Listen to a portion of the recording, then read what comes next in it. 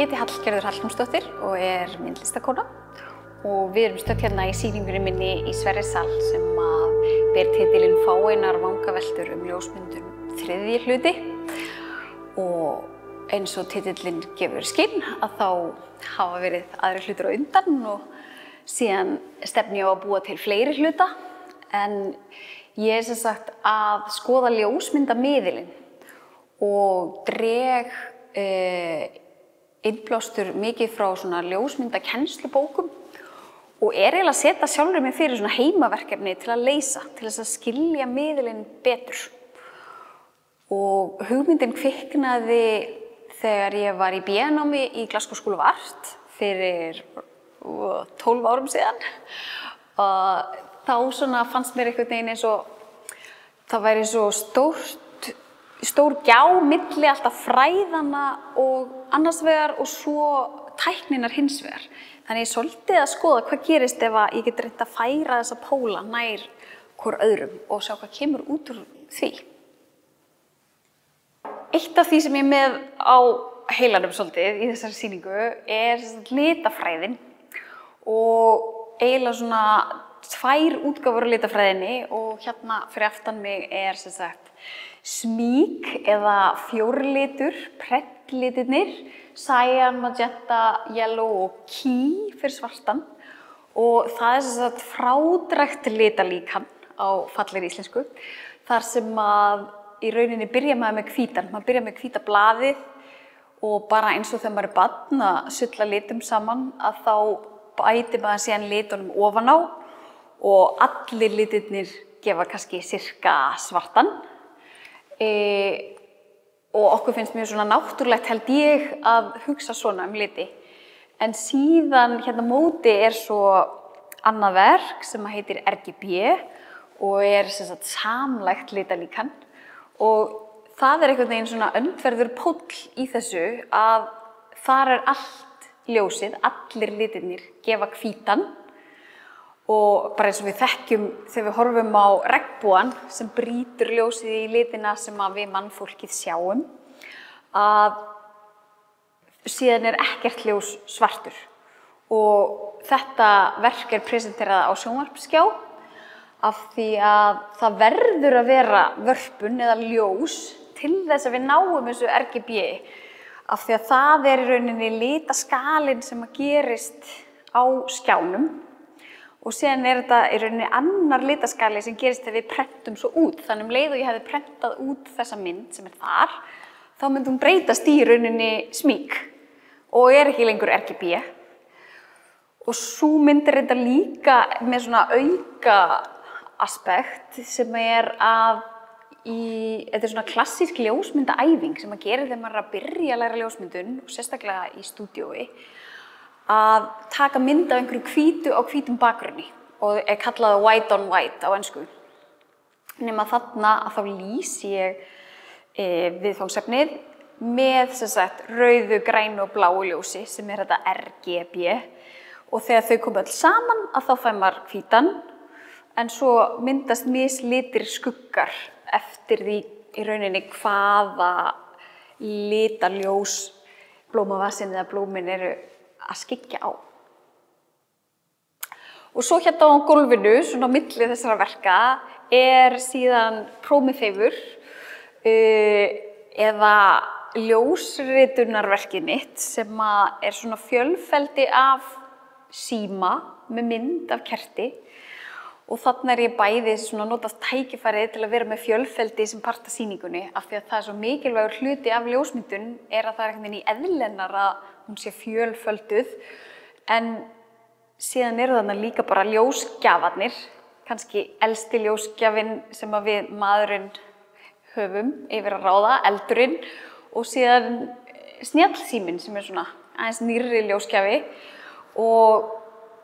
titillinn svona vísa í þetta Prometheus stelur eldinum frá guðunum og gefur manninum í grísku goðafræðinni og maðurinn síðan notar þetta nýja afl með mjög svona misjöfnum hætti og síðan talað að núna í upplýsingatæknibyltingunni eða þriðju iðnbyltingunni eða hvað við viljum kalla það að internetið sé svona eins og eldurinn var.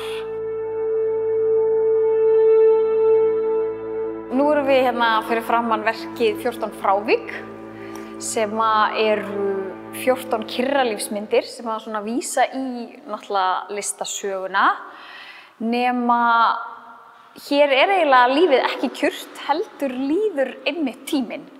og ég búin að mynda sömu senuna eða sömu uppstillinguna með mjög ólíkri tækni, þannig að alls konar mismunandi myndavélum, stórformat, miðformat, lítið format og svarthvíta filmu og digital og meira að segja, mér langar alltaf að segja Polaroid en þetta náttúrulega Fuji Instax af því að það það sem tók svolítið yfir Polaroid heiminn og ég svona velta fyrir mér sko hvað ólík tækni hvernig hún hefur áhrif á stílinn og svona stemninguna í myndunum og hvernig við lesum þá eiginlega myndirnar mismunandi eftir hvernig tæknin Þannig að svarthvít mynd með flassi og djúpri svona skerpudýpt hefur einhvern veginn öðruvísi bara vibe heldur en það sem að fókusinn mjög svona grunnur og allt verður svona mýgra í dagsbirtunni. Þannig að það líka mismunandi birtuskilyrði sem ég að taka þetta í og yfir alveg svolítið langan tíma. Þannig að ávextirnir skorpna og vatnið gufar upp og svona. Þannig að ég svona bæða poti tíman og velta fyrir mér líka kannski sjónarhorni.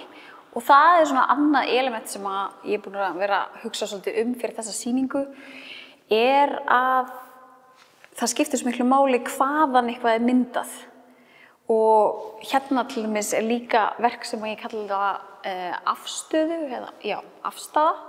sem skúlptúrljósmynd út á miðju gólfi. Og þar ég bara búin að mynda í rauninni sama hlutin frá tveimur mismunandi sjónarhornum. Og eins og titillinn gefur til kynna, þá ég svona að vísa í það að ljósmyndarinn alltaf að velja sér afstöðu. Og það skiptir máli hvaðan við tökum myndina og það hefur líka merkingu. Þannig að þó að þetta sé mjög svona saklaus hlutur, þá getur hann kannski vísað í aðrar aðstæður þar sem að afstæðan kannski